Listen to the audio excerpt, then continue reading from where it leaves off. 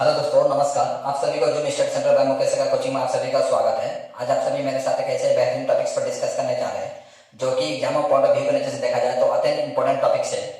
चाहे कोई भी कॉम्पिटिटिव लेवल की एग्जाम की तैयारी कर रहे हैं, जैसे कि रेलवे हो, एसएससी हो, एनटीपीसी हो, कमांड हायर सेकेंडरी लेवल की एग्जाम हो या कमांड ग्रेजुएट लेवल की एग्जाम हो या कोई भी स्टेट लेवल की एग्जाम के लिए तैयारी कर रहे हैं, तो उस नजर से भी देखा जाए तो आज का जो सेशन जो है आपके लिए अत्यंत इंपॉर्टेंट होने जा रहा है, क्योंकि इस टॉपिक से संबंधित कॉम्पिटिटिव लेवल के एग्जाम में प्रश्न पूछे जाते हैं। यदि आपको विश्वास ना हो तो कॉम्पिटिटिव लेवल के प्रश्नों को उठाइए, वहां से देख लीजिए इस टॉपिक से संबंधित कई प्रश्न पूछे जाते हैं। तो समय न गंवाते हुए हम टॉपिक्स की ओर बढ़ाओ।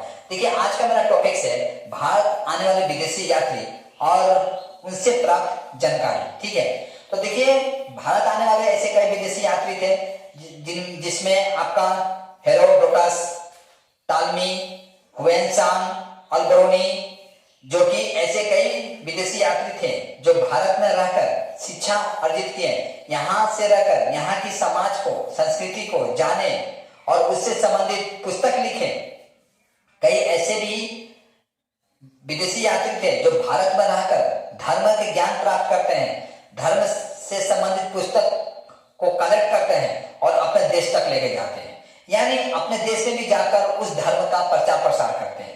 तो देखिए, समय ना गंवाते हुए हम टॉपिक्स कर रहे हैं। देखिए, आज का पहला मैं विदेशी यात्री से स्टार्ट करना चाहूंगा। मतलब ये भारत के पहला विदेशी यात्री नहीं थे, ऐसे तो भारत में असंख्य विदेशी यात्री आए थे। पहले मैं आपको हेरोडोटस के बारे में बताना चाहूंगा। देखिए, हेरोडोटस को फादर ऑफ हिस्ट्री कहा जाता है। क्या कहा जाता है इनको? फादर ऑफ हिस्ट्री कहा जाता है। हिस्ट्री कहा जाता है।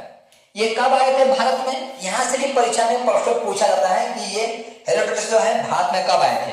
तो 5th BC में, मतलब बिफोर क्राइस्ट। ठीक है, ईसा मसीह के जन्म से 5 वर्ष पहले ये भारत में आए थे। उन्होंने भारत में आकर एक पुस्तक लिखे थे जिसको हम हिस्टोरिका कहते हैं। ठीक है, परीक्षा में यहां से प्रश्न पूछा जा सकता है, हिस्टोरिका पुस्तक के लेखक कौन है? तो आपका आंसर होना चाहिए हेरोडोटस। ठीक है, देखिए, हेरोडोटस जो है मैं इनको पहले रखता हूं। दूसरा रखता हूं मेगास्थनीज। ठीक है, दूसरा थे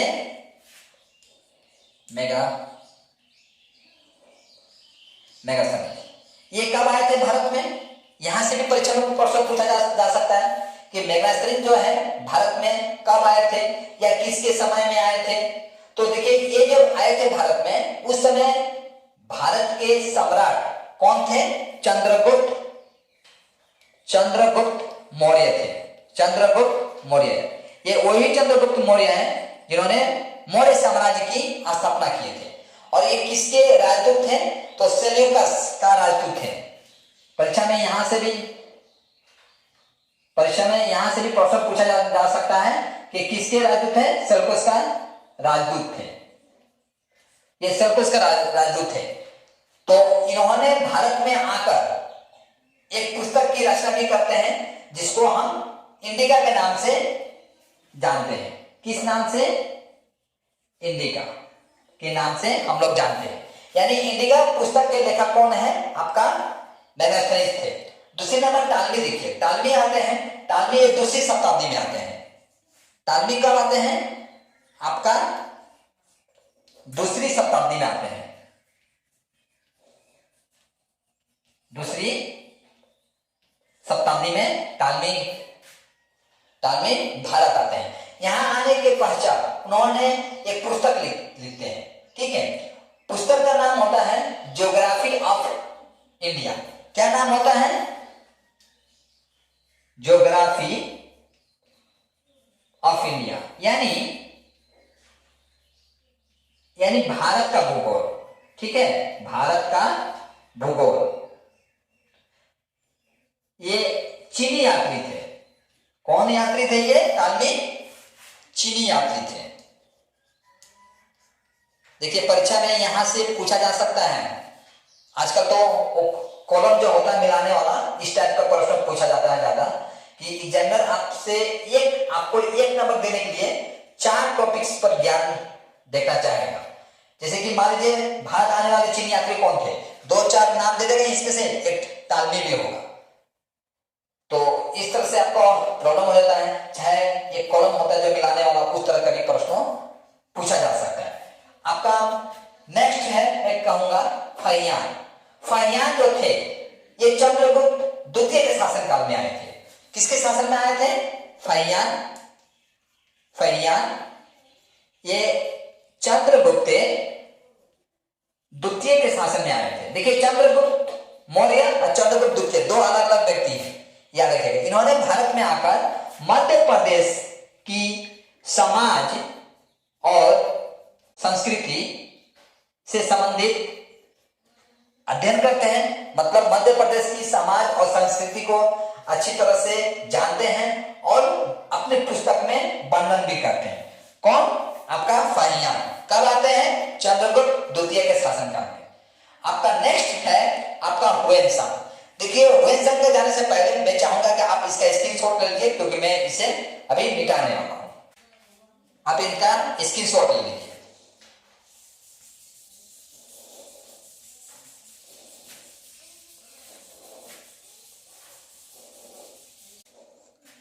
देखिए अब हम चलते हैं हुएनसांग।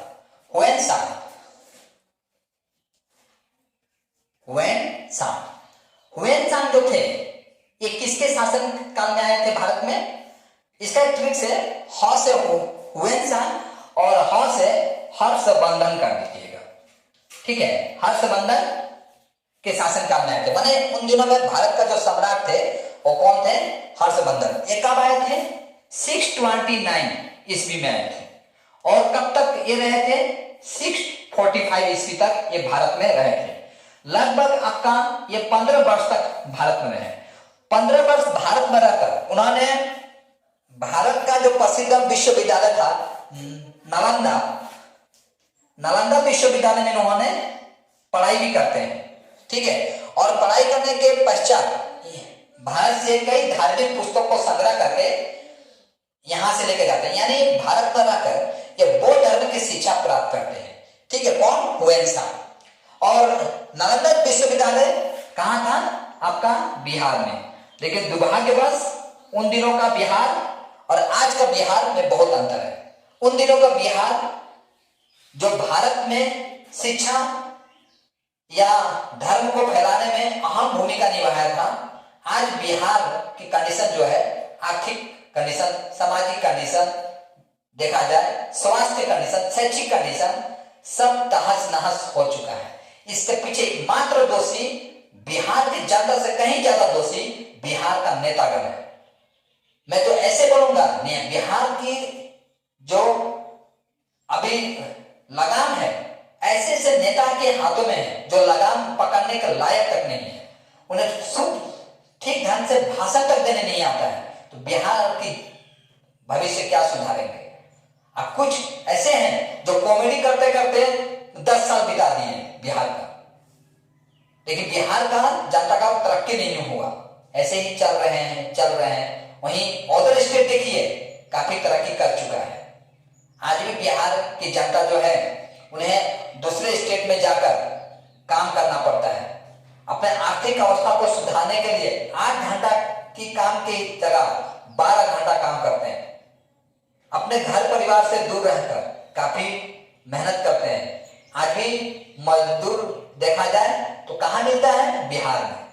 ऐसे तो कई राज्य गरीब है, छत्तीसगढ़, झारखंड, मध्य प्रदेश, बिहार।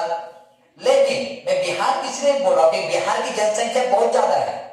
यूपी के बाद यदि किसी देश का जनसंख्या आ रहा है वो मैं बोलूंगा बिहार।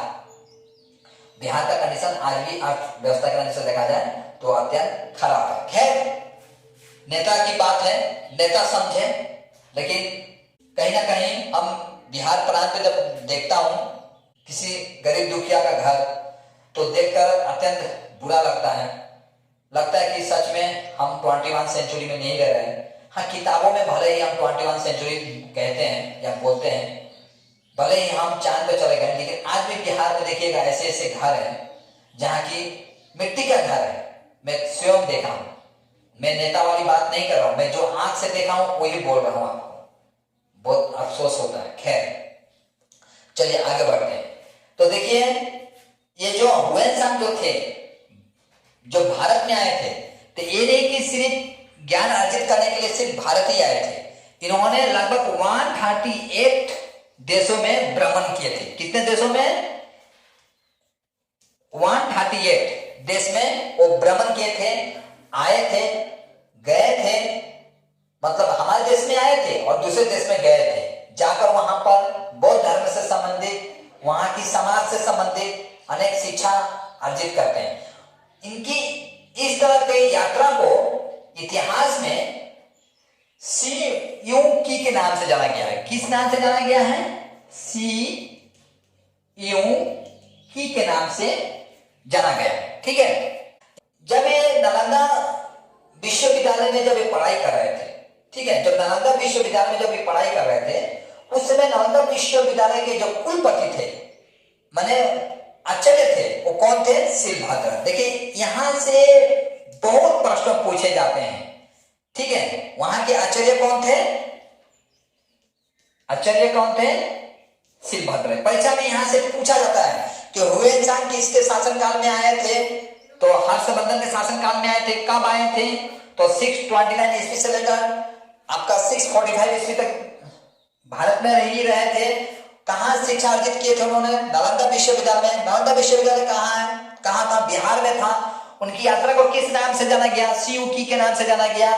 जब नालंदा विश्वविद्यालय में बौद्ध धर्म की शिक्षा अर्जित कर रहे थे, उस समय नालंदा विश्वविद्यालय का जो कुलपति थे, आचार्य थे, वो कौन थे? तो शिलभद्र थे। ठीक है। अब मैं नेक्स्ट बताने जा रहा हूं अल-बरूनी। देखिए अल-बरूनी जो है वो कौन था? अल-बरूनी, अल-बरूनी जो है ये आपका मोहम्मद गजनी के शासनकाल में भारत में आया था। मोहम्मद गजनी के शासन में भारत आता है और भारत के साम्राज्य को बड़ी बारीकी से अध्ययन करता है और यहां अध्ययन करके उसके ऊपर एक पुस्तक भी लिखता है जिसे भारत का खोज कहते हैं। हिंदी में भारत का खोज कहते हैं, परंतु अरबी भाषा में तहकीक